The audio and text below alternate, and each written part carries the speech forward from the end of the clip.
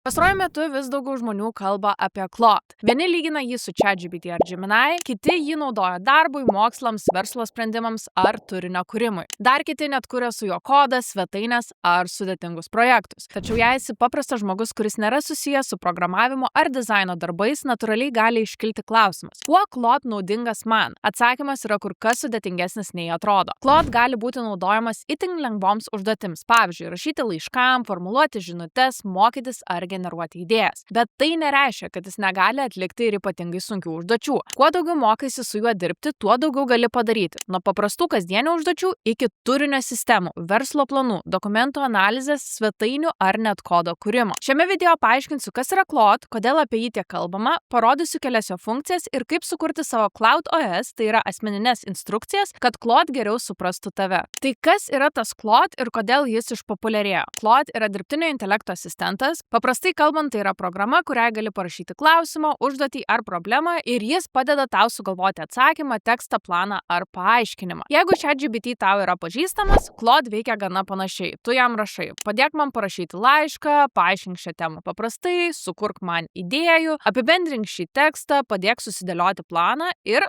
Claude tau atsako. Tačiau kodėl didžioji dalis visgi pasirenka naudotis Claude, o ne ChatGPT? Pagrindinė priežastis yra tokia: daugeliui žmonių Claude atsakymai atrodo natūralesni, netokie sausi, netokie dirbtiniai, netokie šabloniški. Dažnai jie labiau primena normalų žmogaus parašytą tekstą, o ne tipinį AI roboto atsakymą. Claude ypač gerai tinka tada, kai reikia dirbti su tekstu, mintimis, paaiškinimais, dokumentais ir planavimu. Pavyzdžiui, jeigu turi parašyti svarbų laišką, bet nežinai, kaip mandagiai suformuluoti mintį, arba jeigu turi ilgą dokumentą ir nori suprasti, kas jame svarbiausia, arba jeigu galvoje daug chaoso ir nori, kad kažkas padėtų tau viską sudėlioti aiškiai į vietas. Būtent čia Claude dažnai ir pasirodo stipresnis lyginant su ChatGPT. Ne kaip kažkoks futuristinis robotas, o kaip labai kantrus asistentas, kuris padeda tau geriau rašyti, suprasti ir susidėlioti mintis. O dabar mažiau kalbų, daugiau praktinių įgūdžių. Parodysiu 4 dalykus. Pirma, kaip rašyti geresnes užklausas Claude programoje. Antra, kas yra artifacts. Trečia, kaip veikia Claude Vision. Ir ketvirta, kaip susikurti savo Claude OS, kad Claude geriau suprastų tave. Pirma, prompting, kaip gauti geresnius atsakymus. Didelė dalis žmonių pradeda labai prastai. Jie parašo kažką labai bendro. Pavyzdžiui, padėk man naudotis AI. Ir tada gauna labai bendrą atsakymą. Problema yra ne ta, kad Claude blogai atlieka užduotį, o ta, kad tavo užklausa yra pernelyg bendra ir realiai silpna. Jeigu nori gauti geresnį atsakymą, reikia duoti daugiau konteksto. Dabar pabandykim geresnį promptą. Tai aš jau esu pasiruošusi šitą promptą, tai pasižiūrėkim. Aš esu paprastas žmogus, neprogramuotojas, noriu pradėti naudotis AI kasdienybėje, darbe ir mokymuisi. Sudaryk man 7 dienų planą, kaip pradėti naudotis Claude. Kiekvienai dienai duok. Pirma, vieną paprastą užduotį. Antrą, konkretų promptą, kurį galiu nukopijuoti. Trečia, ką turėčiau išmokti iš tos užduoties. Kaip matote iš atsakymo,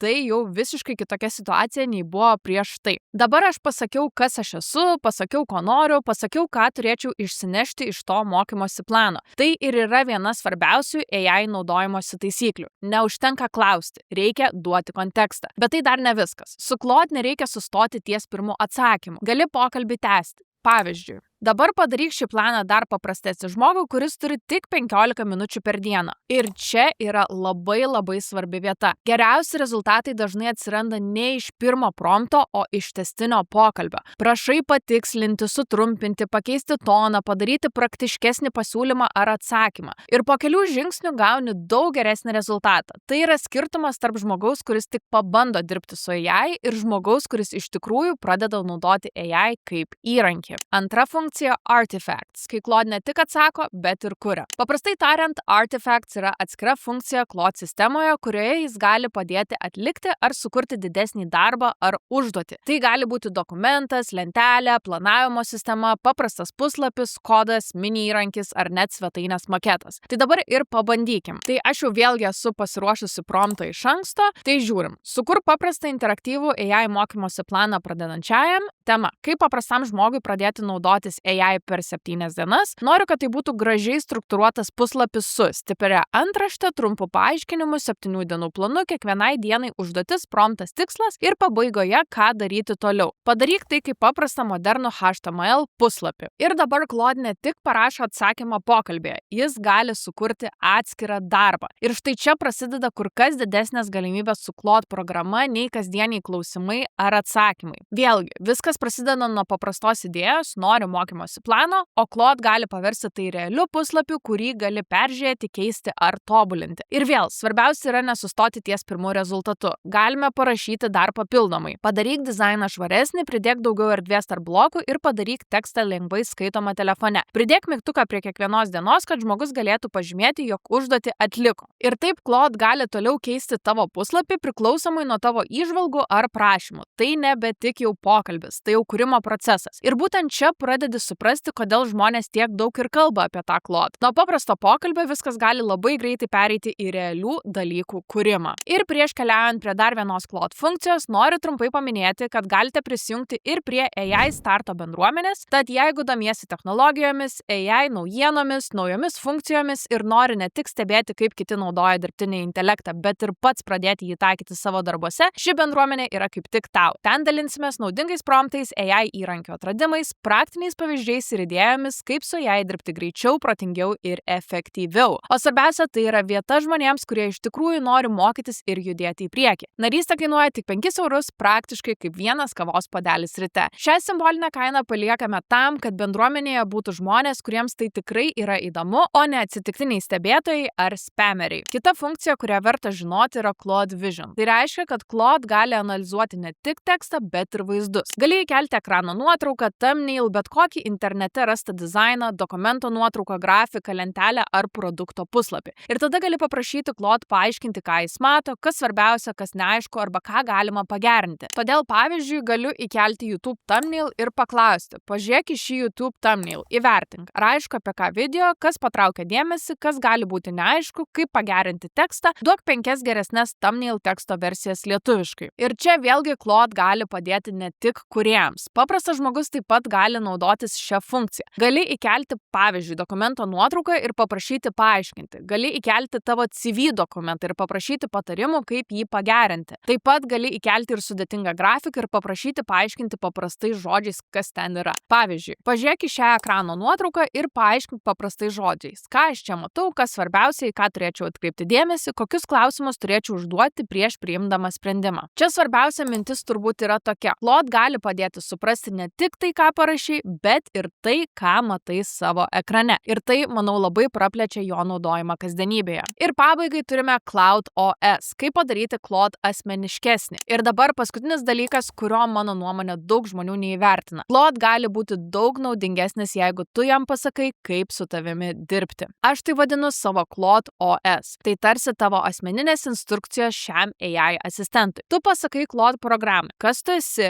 kam naudoji AI, kokio tono nori, kokio tipo atsakymai tau yra naudingi, ko vengti ir kaip tau geriau padėti. Nes jeigu kiekvieną kartą pradedi nuo nulio, tai yra nuo tuščio pokalbio, Claude'as tikrai nežino tavo situacijos. Jis nežino, ar tu esi pradedantysis, ar, pavyzdžiui, pažengęs. Nežino, ar tau patinka trumpi atsakymai, ar detalūs paaiškinimai. Jis taip pat nežino, ar nori paprastos kalbos, ar techninių detalių. Todėl būtent dėl to ir yra labai naudinga susikurti savo instrukcijas. Beje, kad jums nereikėtų patiems galvoti visko nuo nulio, aprašyme paliksiu nuorodą į mūsų Claude OS Builder. Ten galėsi įvesti informaciją apie save, kam norite naudoti Claude, kokio tono norite, kokie atsakymai jums yra naudingi ir įrankis jums paruoš asmenines Claude instrukcijas. Tada jas tiesiog galėsite vienu paspaudimu nukopijuoti ir įklijuoti lengvai į Claude nustatymus. Tai yra vienas paprasčiausių būdų iš karto gauti geresnius atsakymus ir rezultatus. Claude OS Builderį rasi mano AI startas bendruomenėje, visus linkus rasi taip pat aprašyme. Ir dabar aišku, kažkas gali paklausti, tai ar Claude yra geresnis už ChatGPT? Mano atsakymas būtų toks: nebūtinai viskam. ChatGPT yra labai stiprus universalus įrankis. Claude taip pat yra labai stiprus įrankis, bet daugeliui žmonių jis ypač patinka tekstams rašyti, ilgesniam kontekstui ar dokumentams kurti. Bet nemanau, kad reikia žiūrėti į tai kaip į kažkokias varžybas. Šitas geriausias, o šitas blogiausias. Realybėje geriausia yra suprasti, kuris įrankis konkrečiai tinka tavo užduočiai. Kartais naudosi ChatGPT, kartais Claude, bet kartais dar visai kitą įrankį. Bet svarbiausia yra neginčytis, kuris AI AI geriausias. Svarbiausia yra mokėti naudotis AI taip, kad jis tau realiai sutaupytų laiko, padėtų geriau galvoti ir leistų greičiau tau sukurti. Tai štai kas yra tas Claude. Juo tikrai labai lengva pradėti naudotis ir jo galimybės padėti tau gali būti daug didesnės nei atrodo iš pirmo žvilgsnio. Šiandien gali naudoti jį paprastai užduočiai, rytoj projektui, dokumentui, turinio sistemai, puslapiui ar naujam įgūdžiui išmokti. Jeigu nori sukurti savo Claude OS, aprašyme palikau nuorodą į mūsų OS builderį. Ten įvesi informaciją apie save, o įrankis paruoš tau asmeninės instrukcijas skirtas Claude. Jei šis video tau buvo naudingas, prenumeruok kanalą, nes čia bus daugiau AI pamokų, naujienų, įrankių apžvalgų, promptų, Claude ir ChatGPT tutorialų bei praktinių pavyzdžių, kaip naudoti AI kasdienybėje. Taip pat sek mus socialiniuose tinkluose, ten dalinamės trumpesniais promptais, AI įrankiais ir greitais patarimais. Visas nuorodas rasi mūsų aprašyme. Ir būtinai nepamiršk paspausti like, prenumeruok kanalą ir komentaruose parašyk, ar jau bandei Claude iš viso. Iki kito video.